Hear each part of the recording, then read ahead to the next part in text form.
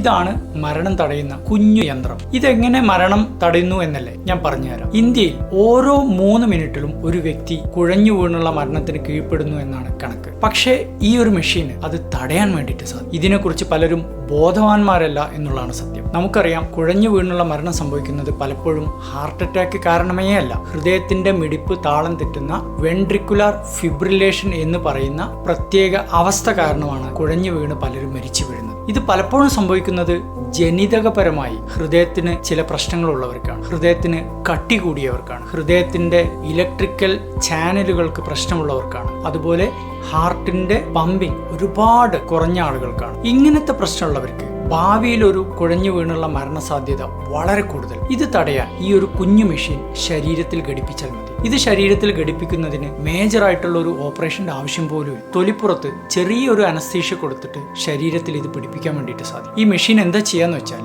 ഇതിനകത്തൊരു mini computer ഉണ്ട്. നമ്മുടെ ഹൃദയത്തിന്റെ മിടിപ്പിനെ ഇത് സ്ഥിരമായി നോക്കിക്കൊണ്ടിരിക്കും. മിടിപ്പിൽ ഏതെങ്കിലും ഒരു സമയത്ത് താളം തെറ്റി ആൾ കുഴഞ്ഞു വീണ് മരിക്കാനുള്ള അവസ്ഥയിലേക്ക് എത്തുന്ന ആ സെക്കൻഡിൽ ഈ മെഷീൻ ഹൃദയത്തിന് ജീവിതത്തിലേക്ക് തിരിച്ചു കൊണ്ടുവരും. ഇതാണ് ICD, ഇൻട്രാ കാർഡിയാക് ഡീഫിബ്രിലേറ്റർ. പല വേൾഡ് ഫേമസ് ആളുകളും ICD വെച്ച് ജീവിക്കുന്നവരുണ്ട്. ഒരു മുൻ അമേരിക്കൻ വൈസ് പ്രസിഡന്റ് അടക്കം. ഇപ്പോൾ നിങ്ങൾ മനസ്സിലാക്കി, കുഴഞ്ഞു വീണ് മരണം സാധ്യതയുള്ള പലർക്കും ഇനി പ്രതീക്ഷിക്കാൻ ഏറെയുണ്ട്.